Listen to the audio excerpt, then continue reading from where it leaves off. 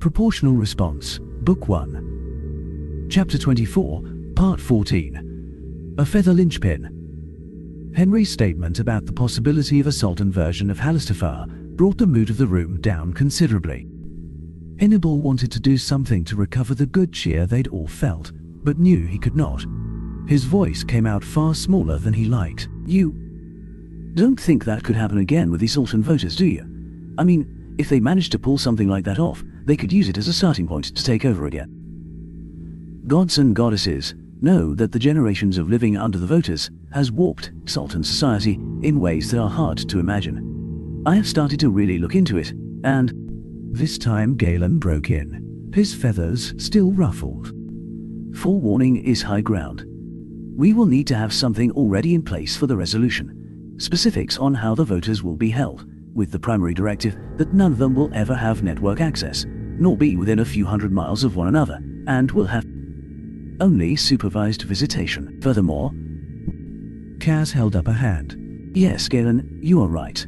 We need to prepare for that, and make sure that the voters who surrender don't have a chance to escape. However, that is not a problem we need to solve today. In fact, I think we have been in here long enough that our absence could be noticed, and that we have covered all of the pressing concerns. Hannibal smiled and stood first, glad to be out of the sweaty room. I used to find something wholesome and positive about this smell. Now it just irritates me.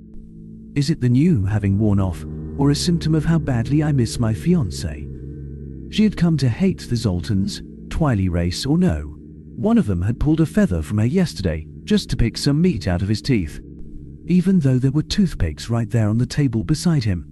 A small sigh banished her thoughts. We Feindal owe much to our protectors. Be steadfast.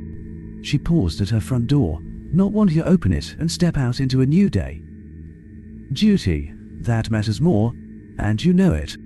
The ones I have to put up with may be horrible, sadistic brutes, but they are still the Twily race, and you will fly directly into their teeth for the good of all if you must.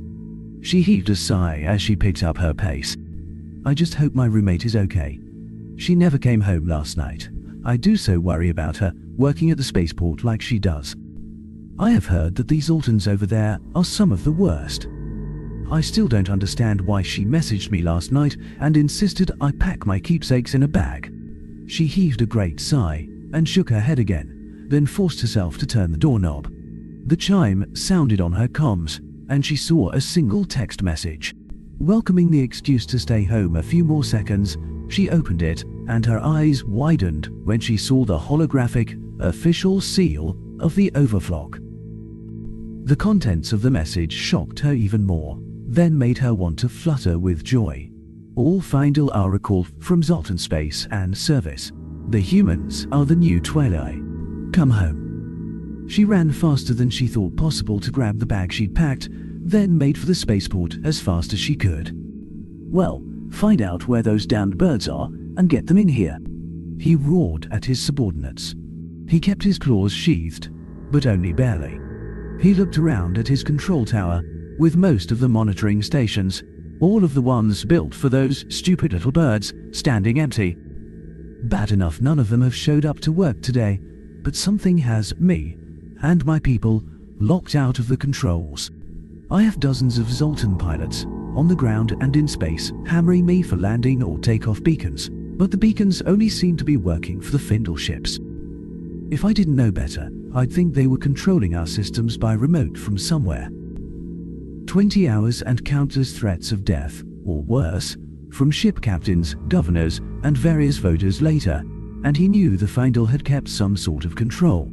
He had called for technicians nearly 15 hours ago to try and hack him into his systems, but every tech on the planet was occupied trying to get basic traffic control, or water systems, or 1,000 other things going.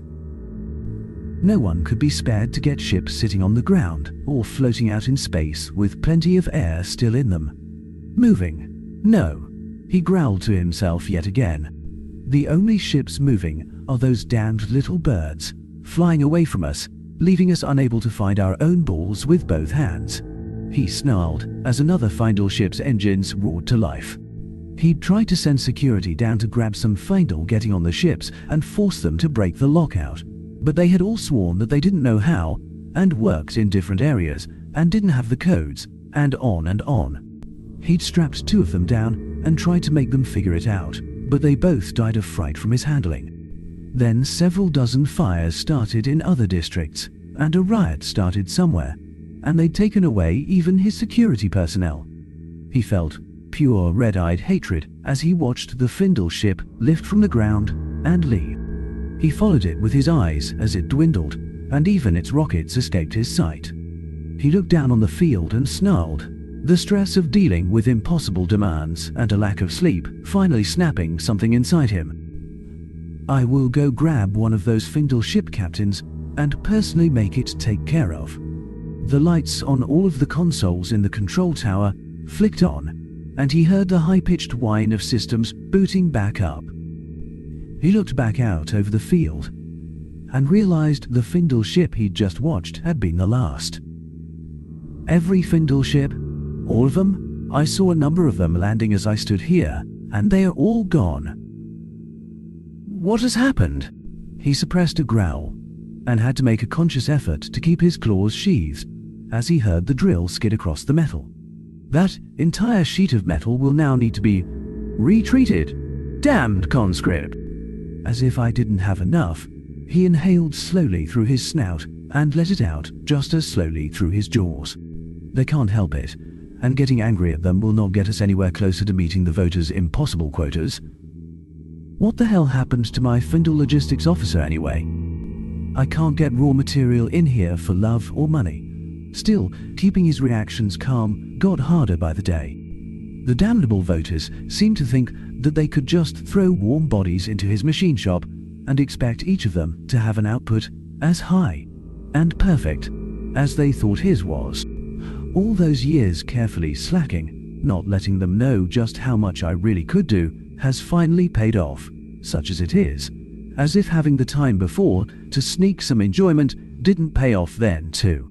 Now, however, I am caught working extra trying to make up mistakes for the witless, tailless, toothless dopes they keep sending down. He allowed himself another sigh and kept his head on his own work. Fixing whatever mistake I just heard is going to take time I don't have. Best to get this done before I go find out what happened, since I don't hear anyone screaming in pain. At least the damned voter wasn't in here to... A voice filtered down from the catwalk over the machine shop. You, moron, what the hell did you just do to my precious sheets of metal? Shit. He looked up to see the voter who had forced him to sell his machine shop to him so many years ago. If I had a credit for every time I've considered allowing that man to have an accident... No, best to not even begin that line of thought. The voter stood there and screamed down at the indenture who'd made the error. A 14-year-old girl who had no business handling the tools she was handling, and who still wore rags too baggy to be working in a machine shop. The voter continued, and the girl lay on the floor to grovel. He kept his eyes on his work. Just let it pass. Let it pass. That idiot isn't going to reduce the day's quota because of the mistake, not when he has wartime orders to fill. He touched the data crystal in his pocket for a moment, his little piece of defiance. The voters had promised harsh punishments for anyone caught even possessing a copy of Kierkegaard's Call, as some called it, much less if they found out you'd actually watched it. He kept it in his pocket as his own little act of defiance. Anything to keep himself grounded in moments like this. He mentally shook himself, dropped his hands back to his job, and let the work consume him. The sound of the arc welder drowning out the sobbing girl, screaming voter, and whimpering onlookers. It took him a few moments to lose himself in his work, the steady rhythm of power and steel. Then, the crackling sound of a shock whip brought him out of it. He looked over and saw that the voter had already laid a stripe across the girl's back, shredding her shirt. Everyone else had gone from trying to ignore their scene and concentrate on their work to actively trying to make themselves smaller and less obvious while the girl cried and pleaded for help. Any help without outstretched arms. No. The voter's arm came back for another swing, but he stood, arc welder still in his hand, and took a step forward. That idiot left his bodyguards up on the catwalk. Probably thought he had nothing to fear from a stupid girl. I won't allow this though, not this. Not on my floor. A bodyguard shouted, and the voter seemed to realize something had changed. The idiot looked over to him and snarled, but he brought the whip down. The voter spoke. This is your fault. Get your tail back to work. I have given you nearly twice the hands you should need to handle this workload, if you had bothered to train them at all. But you just keep your head down and press on like you intend to do it all yourself. So, get that head back down and get back to it, or you will be next. He stood there and concentrated a moment on keeping his tail from twitching. If you hit her with that thing again, she will be unable to work tomorrow. I am already going to be hard-pressed, at best, to get anything else out of her hide today. We will end up falling further behind. The voter screamed and cracked the whip up in the air. Sparks rained down from the metal roof. You will not fall further behind, don't you dare.